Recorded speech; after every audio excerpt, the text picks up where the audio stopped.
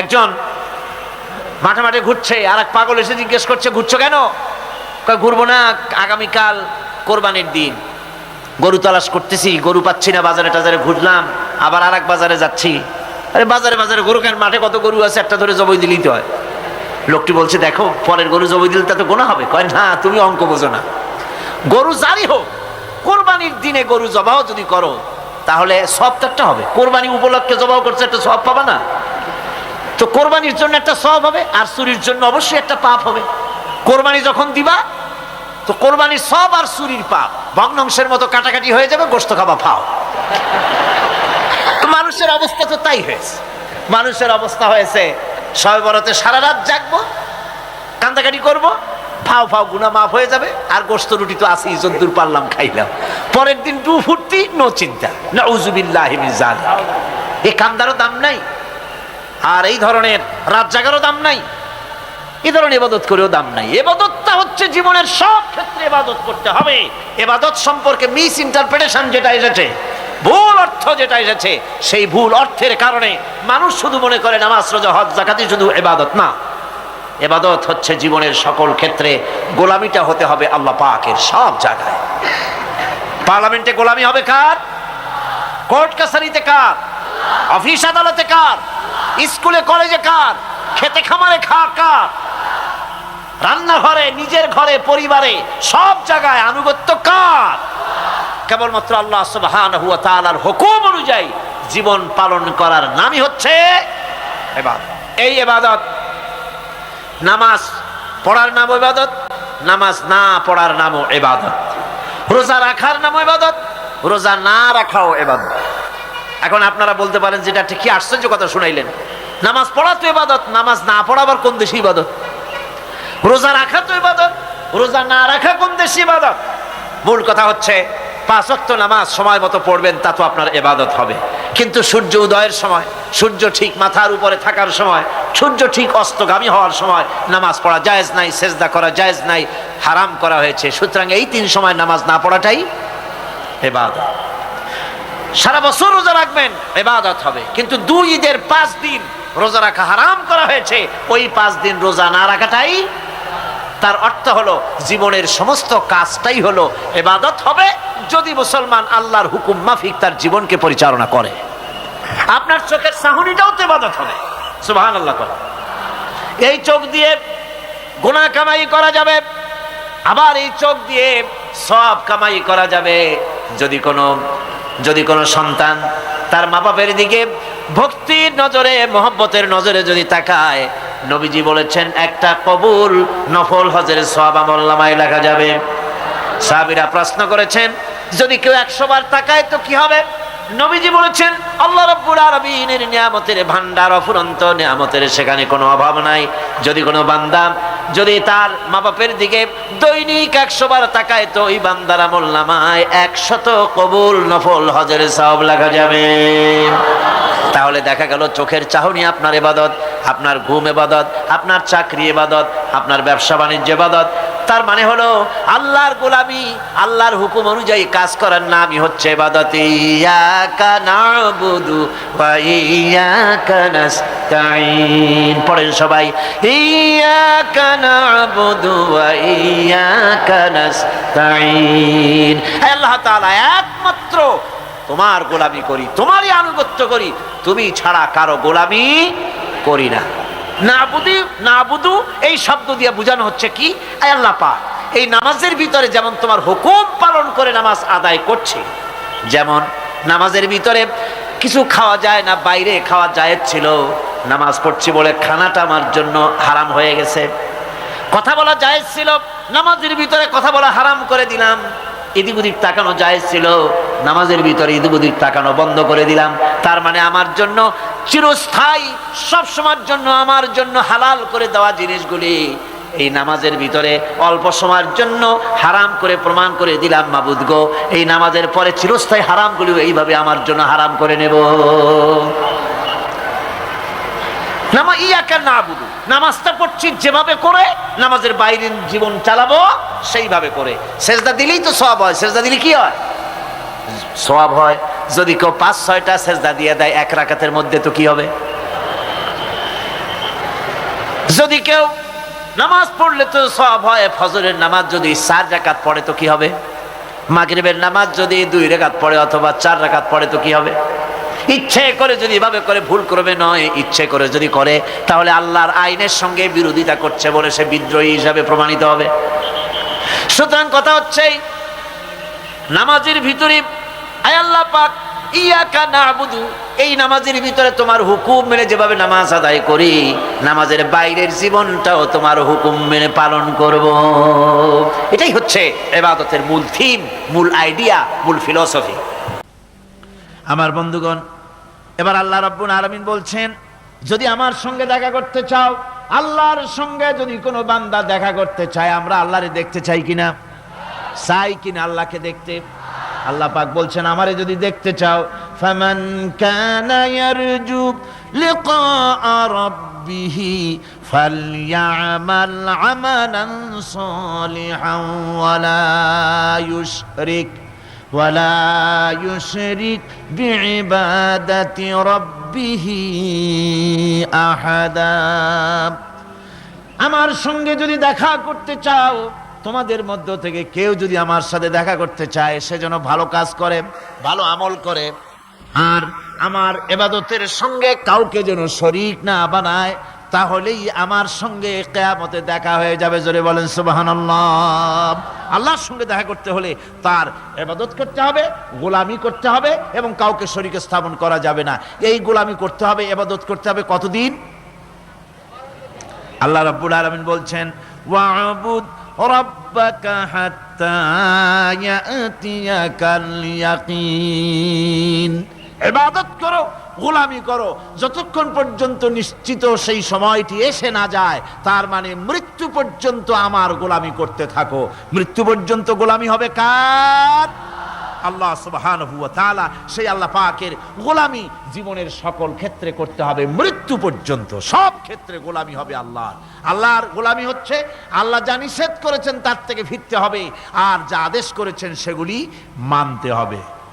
যারা নিজেদের সৃষ্টির উদ্দেশ্য বোঝে না, আল্লাহর সামনে মাথা নত করার পরিবর্তে অহমিকতা করে, অহংকার করে, আল্লাহর সামনে মাথা নত করে না, ইবাদত করে না আল্লাহ, তাদের সম্পর্কে আল্লাহ রাব্বুল আলামিন বলছেন, ইন্নাল্লাযীনা ইস্তাকবিরুনা আন ইবাদাতি সায়াদখুলুনা জাহান্নামা দাখিরিন।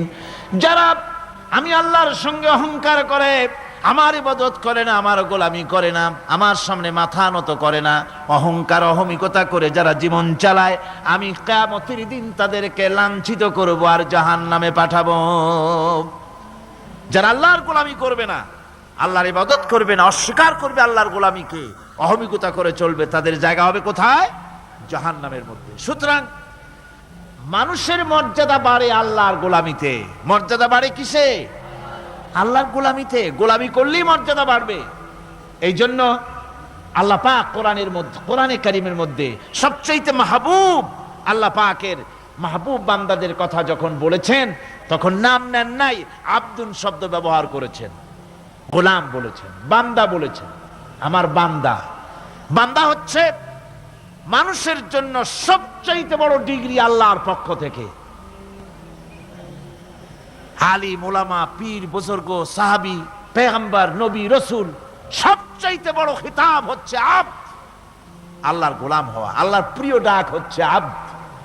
মানুষকে আল্লাহ যাকে সবচাইতে বেশি ভালোবাসেন, যাদেরকে বেশি ভালোবাসেন, তাদেরকে আব্দ বলেছেন। কি বলেছেন বলুন? আব্দ, বান্দা। আল্লাহ পাক এই পৃথিবীতে সবচাইতে বেশি ভালোবেসেছেন কাকে? মুহাম্মদুর রাসূলুল্লাহ সাল্লাল্লাহু আলাইহি ওয়াসাল্লামকে। তাকে আল্লাহ পাক সবচাইতে বেশি ভালোবাসেন। এবার দেখুন আল্লাহ রাব্বুল আলামিন তার হাবিবকে কি নাম দিয়ে ডাকতেছেন? নাম নেন নাই, নবী এবং রাসূলও বলেন নাই। কোরআনে কারীমের ভিতরে রাব্বুল আলামিন তার হাবিবকে আব্দ বললেন। যেমন দেখুন, ইন কুনতুম ফি রাইবিম মিম্মা নাযালনা আলা আবদিনা, আমি যে কিতাব নাজিল করেছি আমার বান্দার উপরে, তোমাদের যদি সন্দেহ হয়, এই যে বান্দা, আমার আব্দের উপরে নাজিল করেছি। এই আব্দকে মুহাম্মদ রাসূলুল্লাহ সাল্লাল্লাহু আলাইহি ওয়াসাল্লাম আব্দ, অর্থাৎ সবচেয়ে প্রিয় ডাক হচ্ছে আল্লাহর পক্ষ থেকে বান্দার জন্য আব্দ। স্নেহপূর্ণ নাম, স্নেহপূর্ণ ডাক, মহব্বতপূর্ণ ডাক। অন্য আয়াতে আমরা দেখতে পাই তাবারাকাল্লাযী নাযালাল ফুরকানা আলা আবদিহি লিয়াকুনা লিল আলামিনা নাযীরা। অতীব বরকতপূর্ণ সেই মহান সত্তা যিনি তার বান্দার উপরে ফুরকান নাজিল করেছেন। হুজুরের নাম নেন নাই, রাসূল বলেন নাই, বলেছেন আব্দ। কি বলেছেন? আব্দ, আমার বান্দা। এরপরে আল্লাহ রাব্বুল আলামিন অন্য আয়াতে বলেছেন সুবহানাল্লাযী আসরা বিআবদিহি লাইলাম মিনাল মাসজিদিল হারামি ইলাল মাসজিদিল আকসা। সমস্ত দুর্বলতা অক্ষমতা থেকে মুক্ত সেই মহান সত্তা যিনি তার বান্দাকে রাতের একটি অংশে ইসরা করিয়েছিলেন। এখানে আব বলে আল্লাহ পাক বুঝিয়েছেন কার কথা? কার কথা বুঝালেন? রাসূল করিম সাল্লাল্লাহু আলাইহি ওয়াসাল্লামের কথা, তার কথাই বুঝালেন। তিনি হচ্ছেন আব। সুতরাং আবদিয়ত, গোলামি, আল্লাহর গোলামি হলো জীবনের সবচাইতে বড় কথা। আল্লাহর গোলাম হওয়ার চাইতে বড় আর কিছু নাই পৃথিবীতে। আমরা হচ্ছে আল্লাহর গোলাম। জোরে বলেন আমরা কি? আমরা যে গোলাম সে কথা বলতে মনে হয় কারো কারো একটু লজ্জা লাগে যে আমি চৌধুরী মানুষ বা অমুক একটা লোক, অমুক একজন সম্মানী লোক, গোলাম আমি, এটা বলা কি লজ্জার কথা। এরকম একটু মনে মনে কোনো অসুবিধা কারো হয় নাকি? জোরে কোন তো আমরা কি? কার গোলাম? সুবহানাল্লাহি বিহামদিহি, আল্লাহর গোলাম।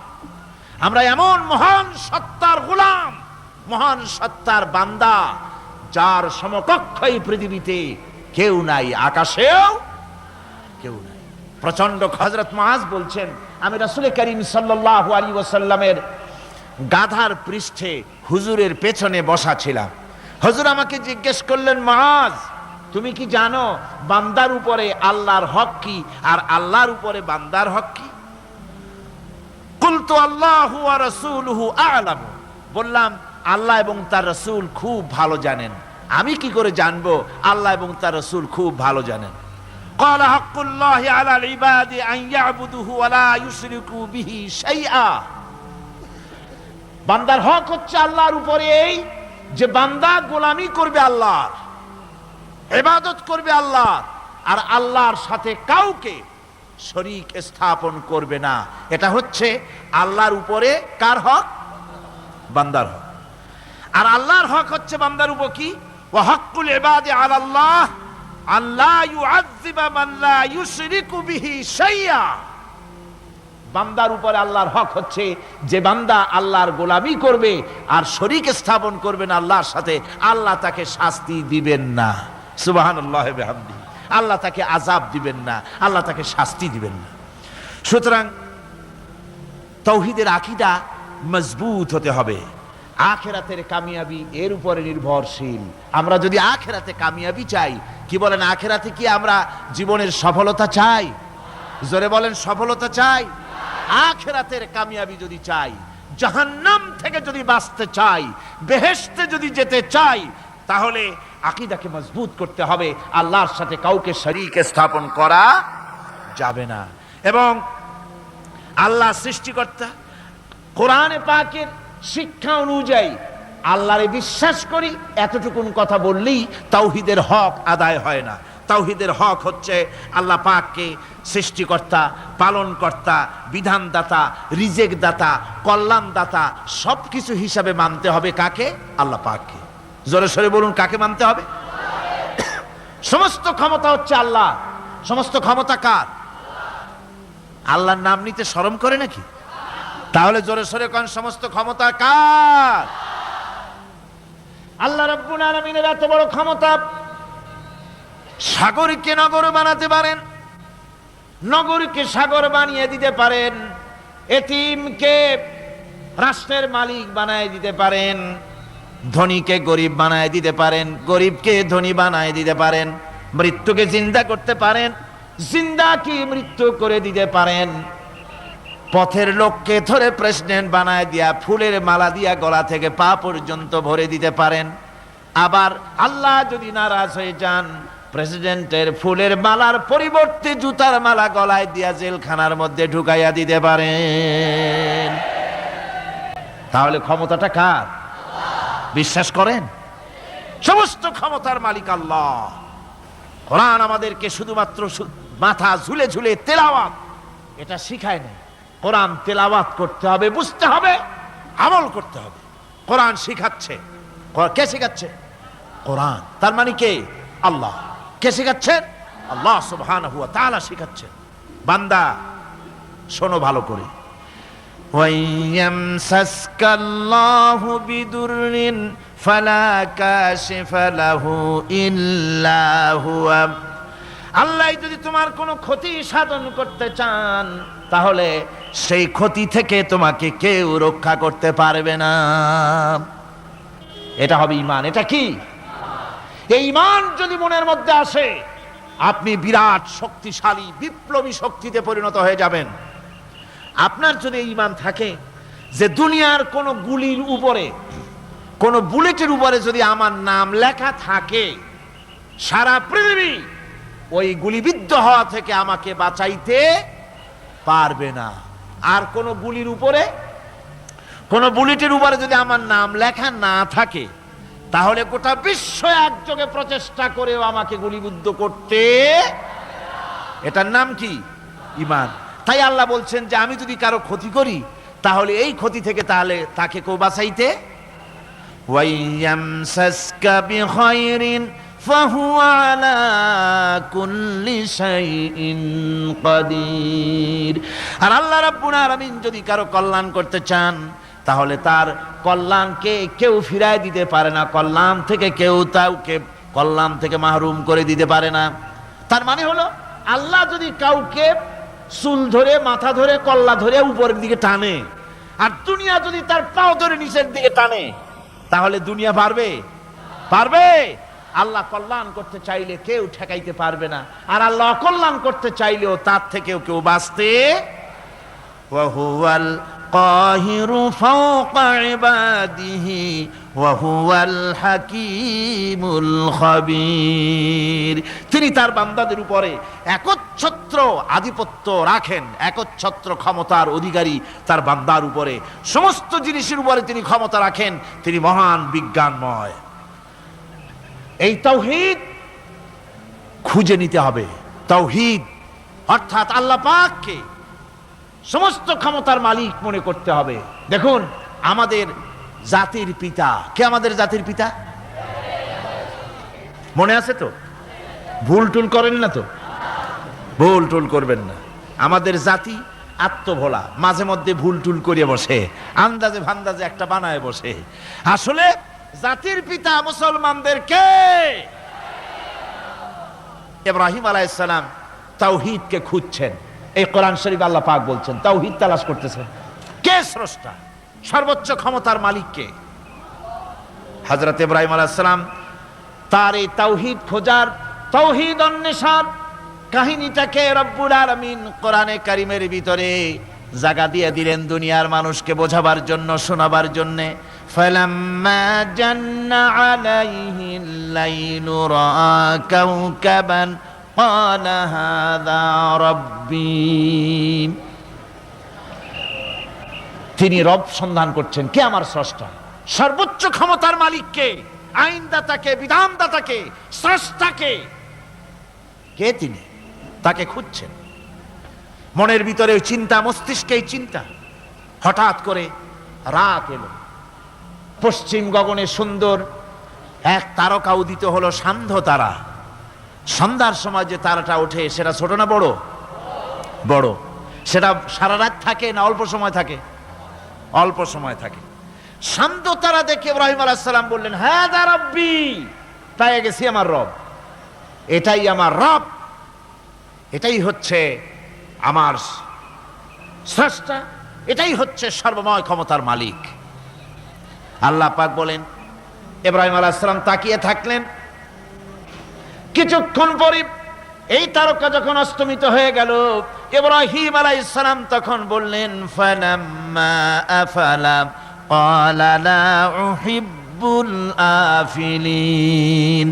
যে জিনিস অস্তমিত হয়ে যায় তাকে আমি মহব্বত করি না, পছন্দ করি না, সে রব হতে পারে না। যে রব হবে তার আবার উদয়স্ত কিসের? চিন্তা করতেছেন আমার রবকে। তারকা দেখলাম অস্তমিত হয়ে গেল, চাঁদ দেখলাম ডুবে গেল, তাহলে আমার রবকে? সকাল চলে যাওয়ার পর যখন দেখলেন পূর্ব দিগন্ত থেকে সূর্য উদিত হয়েছে ডগমগ করে, সূর্যকে দেখে তিনি বললেন, ফালাম্মা রা'a আশ-শামসা বাযিগাতান ক্বালা হাযা রাব্বী হাযা আকবার। সূর্যকে দেখে বললেন, এটাই আমার রব, আর এটাই বড় রব। যেহেতু চাঁদের আলো ছিল স্নিগ্ধ, সূর্যের আলো অত্যন্ত প্রখর, চাঁদের দিকে তাকানো যেত, সূর্যের দিকে তাকানো যায় না। এটাই আমার রব এবং বড় রব। হযরত ইব্রাহিম আলাইহিস সালামের এই ভুলও ভেঙে গেল। সন্ধ্যার আগমনে সূর্য যখন অস্তমিত হয়ে গেল, ইব্রাহিম আলাইহিস সালাম তখন ঘোষণা করলেন, ফালাম্মা আফালাত ক্বালা ইয়া কওমি ইন্নী বারিউম মিম্মা তুশরিকুন। সূর্য অস্তমিত হয়ে গেলে পরে তিনি বললেন, ইয়া কওমে, ও আমার জাতি, তোমরা যে জিনিস দিয়ে শিরক করো আল্লাহ রাব্বুল আলামিনের সাথে, আমি তার থেকে সম্পূর্ণ মুক্ত। আমি তোমাদের অন্তর্ভুক্ত, মুশরিক নই। আমার রবকে আমি চিনে ফেলেছি। সুবহানাল্লাহ, আমার রবকে আমি চিনেছি। ইব্রাহিম আলাইহিস সালাম ঘোষণা করলেন, ইন্নী ওয়াজ্জাহতু ওয়াজহিয়া লিল্লাযী ফাতারাস সামাওয়াতি ওয়াল আরদা হানিফা। জানেন আপনারা এটা? পড়েন, ইন্নী ওয়াজ্জাহতু ওয়াজহিয়া লিল্লাযী ফাতারাস সামাওয়াতি ওয়াল আরদা হানিফা ওয়া মা আনা মিনাল মুশরিকিন। নিশ্চয়ই আমার এই মুখমণ্ডলকে ফিরাই দিলাম, দুনিয়ার সব দিক থেকে মুখ ফিরাইয়া আমার এই মুখ ফিরালাম সেদিকে, সেই স্রষ্টার দিকে যিনি আকাশ, জমিন, চন্দ্র, সূর্য, গ্রহ, নক্ষত্র, সৌররাজি, মানব মণ্ডলী সব কিছুকে যিনি সৃষ্টি করেছেন, আমি তার দিকে আমার মুখকে ফিরিয়ে দিলাম। তিনি ছাড়া কোনো রব নাই, প্রভু নাই, আর আমি মুশরিকদের অন্তর্ভুক্ত নহি। হযরত ইব্রাহিম আলাইহিস সালাম তাওহীদকে বুঝে ফেললেন, আল্লাহকে চিনে ফেললেন। আমার বন্ধুগণ, আজ মুসলমান হয়ে আমরা আল্লাহকে চিনতে পারি নাই, আল্লাহর ওয়াহদানিয়তকে আমরা বুঝতে পারি নাই। একদিকে আমরা মুসলমানও, আর একদিকে আমরা মূর্তিও গড়ি, আবার মূর্তির পূজাও আমার মুসলমানেরা করে থাকে। জোরে কন নাউযুবিল্লাহ। মূর্তির সাথে, মূর্তি তৈরি করার সংস্কৃতির সাথে মুসলমানদের কোনো সম্পর্ক থাকতে পারে না। জোরে বলেন, পারে? পারে না। বিশ্ববিদ্যালয়ের অঙ্গনে, রাস্তার মোড়ে মোড়ে চেতনার নাম করে মূর্তি যারা বানাচ্ছেন গায়ের জোরে, আল্লাহর কসম, আল্লাহর দরবারে উঠতে হবে একদিন, সেদিন মজা টের পাবে। কারে বলে চেতনা? মূল চেতনা তো সেদিন জাগ্রত হবে। আজকে তো আসল চেতনা আসে নাই, চেতনা হবে সেই দিন। চেতনা কারে কয়? চেতনা কত প্রকার এবং উহা কি কি উদাহরণ সহরে বুঝাইয়ে দেওয়া হবে। আমার ভাইরা, মাথা জায়গায় যেয়ে দেখবেন কি, শুধু মাথাই দেখবেন, আপনারও একটা মাথা, দেখবেনও মাথা। আল্লাহ পাক তো গোটা ময়দান ভরে দিয়েছেন, আলহামদুলিল্লাহ। আমি প্রথম দিন বলেছিলাম, কোরআনের মাহফিলের চাইতে শ্রেষ্ঠ মাহফিল আল্লাহর আকাশের নিচে জমিনের উপরে আর নাই। হাদিস শরীফের ভিতরে এসেছে, এই মাহফিলে যখন আপনি আসতেছিলেন, হাজার হাজার ফেরেশতা আপনার পেছনে পেছনে এসেছে, আপনার আমল নামায় নেকি লিখেছে। রাসূলুল্লাহ বলছেন, বান্দারা যখন কোরআন শোনার জন্য, আল্লাহর জিকিরের জন্য, কোরআনের জন্য যখন বসে যায়, আল্লাহর রহমতের ফেরেশতারা মাহফিলের চতুর্দিকে তারা ঘিরে দাঁড়িয়ে যায় আকাশ পর্যন্ত। এই মাহফিল ঘেরাও হয়ে আছে ফেরেশতা দিয়া। কি দিয়া? কার কথা? আল্লাহ রাসূলের কথা। ফেরেশতা দিয়ে গোটা মাহফিল ঘেরাও হয়ে আছে, আকাশ পর্যন্ত তারা দাঁড়িয়ে আছে। ফেরেশতারা বলতে থাকে, রব্বুল আলামিন, তোমার বান্দারা যতক্ষণ রাস্তায় ছিল ততক্ষণ নেকি লেগেছি, এখন মাহফিলে বসে গেছে, এখন কি করি? আল্লাহ পাক বলেন, আমার ফেরেশতারা, আমার বান্দারা যতক্ষণ মাহফিলে বসে থাকবে ওদের প্রত্যেক শ্বাস এবং প্রশ্বাসের বিনিময় 10-10 করে নেকি লিখতে থাকো। প্রত্যেকটি শ্বাস প্রশ্বাসের বিনিময় নেকি লেখা হচ্ছে। সুবহানাল্লাহ। আপনারা পাড়ায় জান্নাতে বসে আছেন, মাজালিসুল ইলম হিয়া রাউদাতুম মিন রিয়াদিল জান্নাহ, এটা জান্নাতের টুকরায় আপনারা বসে আছেন। জোরে কোন সুবহানাল্লাহ। শান্তি হয়ে গেছে পৃথিবীর মানুষের কাছে। সোনার হরিণ, সোনার হরিণ আছে নাকি? নাই। সোনার হরিণ যেমন ঘোড়ার ডিম, ঘোড়ার ডিম বোঝেন তো, নামে আছে কাজে নাই। সোনার হরিণ ওই রকম শান্তি আজকে পৃথিবীর মানুষের কাছে সোনার হরিণ। আমার বন্ধুগণ, সুতরাং আজকে 3টা কথায় পৃথিবীর শান্তি ফিরে আসতে পারে। কয়টা কথা?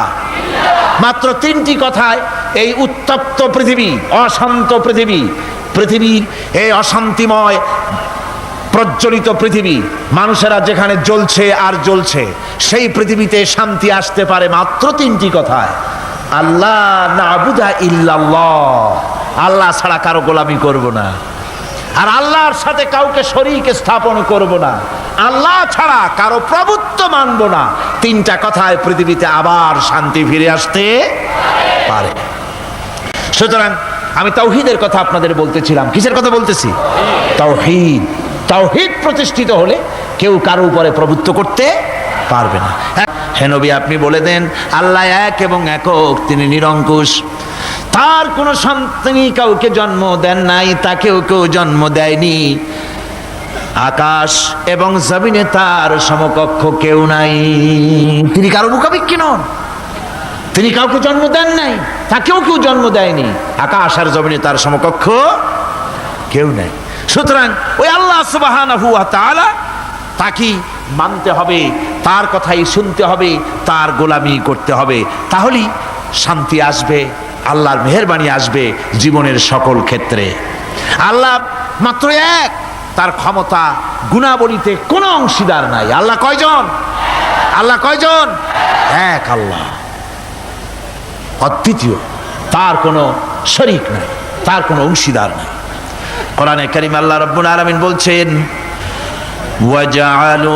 وَجَعَلُوا لِلَّهِ شُرَكَاءَ الْجِنَّ وَخَلَقَهُمْ وَخَرَقُوا لَهُ بَنِينَ وَبَنَاتٍ بِغَيْرِ عِلْمٍ।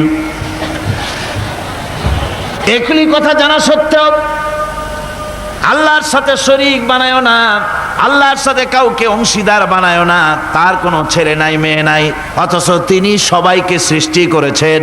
সুবহানাহু ওয়া তাআলা আম্মা ইয়াসিফুন। পবিত্রতা সেই আল্লাহ পাকের, এবং তিনি তার সম্পর্কে যে চিন্তা করে লোকেরা যা কিছু বলে, এর থেকে আল্লাহ পাক ঊর্ধ্বে। আল্লাহ সন্তান স্থাপন করে তারা বলে যে আল্লাহর ছেলে আছে। নাউযুবিল্লাহ। কোরআন শরীফে আল্লাহ পাক বলেছেন খ্রিস্টানের আল্লাহর ছেলে বানাইছে। ওয়াকালাতিন নাসারাল মাসীহ ইবনুল্লাহ। খ্রিস্টানেরা বলেছে মসিহ হচ্ছে আল্লাহর পুত্র। নাউযুবিল্লাহ। আবার ইহুদিরা, তারা বসে থাকলো না, ইহুদিরা বলল ওয়াকালাতিল ইয়াহুদু উযাইরুন ইবনুল্লাহ। ইহুদিরা বলল উযাইর হচ্ছে আল্লাহর পুত্র। নাউযুবিল্লাহ। আবার আরেক শ্রেণীর লোক হলো, তারা বলল পৃথিবীতে যত মেয়ে আছে সমস্ত মেয়েগুলি হলো ফেরেশতাগুলি, সব মেয়ে, আর এই মেয়েগুলি সব আল্লাহর। নাউযুবিল্লাহি মিন যালিক। আল্লাহ রাব্বুল আলামিন প্রতিবাদ করলেন, আলাকুমুয যাকারু ওয়া লাহুল উনসা তিলকা ইযান কিসমাতুন দিযা। কি হে, তোমরা সমস্ত পুত্র সন্তানগুলি নিজের জন্য নিয়ে নিলে, আর কন্যা সন্তানগুলি দিলে আমাকে, কেমন তোর ভাগ করলে এটা? আল্লাহ পাকের কোনো সন্তান নাই, আল্লাহ রাব্বুল আলামিনের কোনো সন্তান নাই, স্ত্রী নাই, পুত্র নাই, কেউ নাই। আল্লাহ পাক বলেন বাদিউস সামাওয়াতি ওয়াল আরদ, আসমান এবং জমিনের উদ্ভাবক হচ্ছেন তিনি। আন্না ইয়াকুনু লাহু ওয়ালাদুন ওয়া লাম তাকুন লাহু সাহিবা, তিনি তো, তার সন্তান হবে কি করে? তার তো জীবন সঙ্গিনী নাই, তার তো স্ত্রী নাই। আল্লাহ বলছেন আমার তো স্ত্রী নাই, অথচ তোমরা আমার সন্তান বানাচ্ছ। অথচ আমি সব কিছুকেই সৃষ্টি করেছি। সব কিছুর স্রষ্টা কে? যালিকুমুল্লাহু রাব্বুকুম লা ইলাহা ইল্লা হুয়া খালিকু কুল্লি শাইইন ফা'বুদুহু ওয়া হুয়া আলা কুল্লি শাইইন কাদির। যালিকুমুল্লাহু রাব্বুকুম, তিনি, এই হচ্ছে তোমাদের আল্লাহ, তিনি তোমাদের রব, তিনি ছাড়া কেউ নাই। সব কিছুর স্রষ্টা তিনি, তারই ইবাদত করো। সব জিনিসের উপরে একমাত্র তিনি ক্ষমতা রাখেন, তার চাইতে ক্ষমতাশীল, ক্ষমতাধারী, শক্তিশালী পৃথিবীতে আর কেউ হতে পারে না।